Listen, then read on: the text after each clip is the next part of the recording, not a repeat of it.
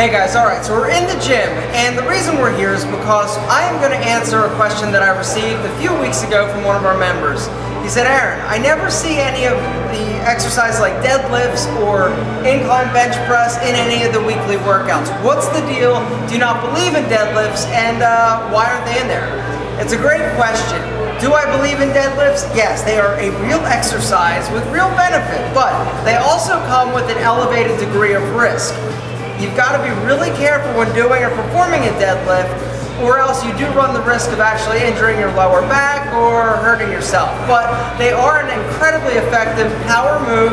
They're great for your core, they're great for your lower body, they're good for pretty much everything, including your lats. But, like I said, it really comes down to discipline and performing it right. I see a lot of guys that are doing them and they are executing a deadlift using weight that is way too heavy. They have no business doing the movement with that weight. You hurt your back, you're going to never forget it, because a back injury is something that is incredibly debilitating and incredibly painful and hard to recover from.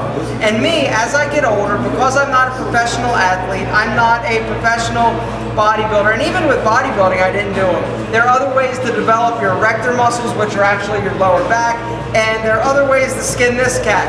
But I thought today I'd show you actually a deadlift, the right form, in case you do want to do them. They are good exercise, especially for your lower body and your core. So this is a deadlift. Alright guys, so going to perform a deadlift. The way that it's performed, you're going to use a straight bar, you're going to load it up with weight. Not weight that is too heavy. You know, I'm going to do it with this weight, but if you need to go lighter just to start, by all means do it. You do not want to hurt yourself, and as soon as your form breaks or you lose that good control, you need to set it down, because you do increase the risk of injuring yourself if you don't perform this exercise with great form. So here we go.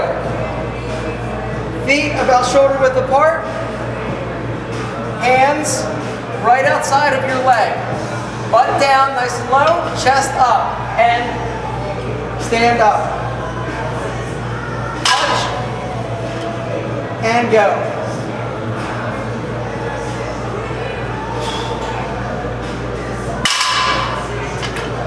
And that is a deadlift, and I almost killed myself. I haven't done those in forever. I felt like every bone in my body like sort of crack and muscle get tore. But it's a great exercise. I pulled a hamstring just now. I'm just kidding, I didn't. But yeah, you definitely need to be incredibly careful when doing this. There are benefits, but there are also risks. And I'm to the age and to the mindset of, if the risks do not outweigh, or if the reward does not outweigh the risk, I don't do it. Same thing goes with an incline bench press. Let's talk about that next. Alright, so here I am, incline bench press. You're at an incline, typically like a 45-degree incline. Some benches have you up higher than that. The deal is, I am a firm believer in what really breaks down that muscle tissue and gets your body to actually respond and grow is stretching. Good stretches that allow you great range of motion. The incline bench press, it just doesn't give me that great stretch. The range of motion is sort of limited.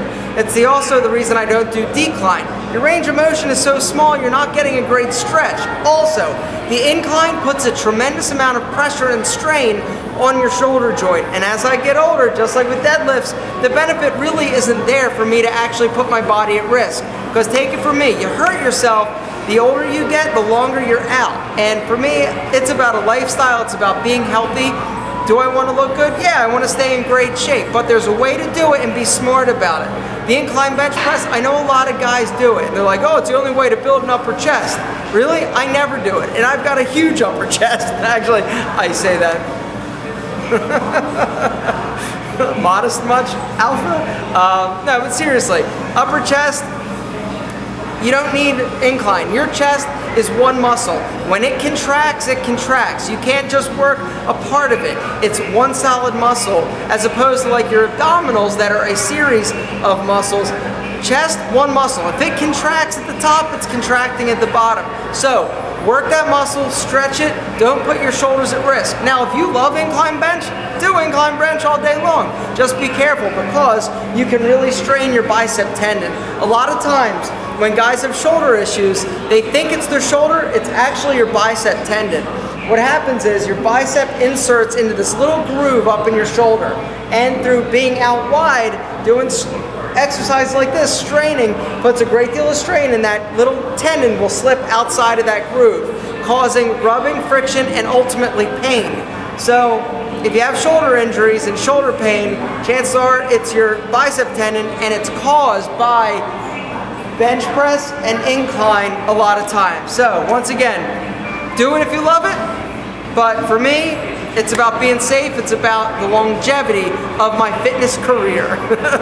As much of a career as I have. Now I gotta go lay down because those deadlifts almost killed me. Peace.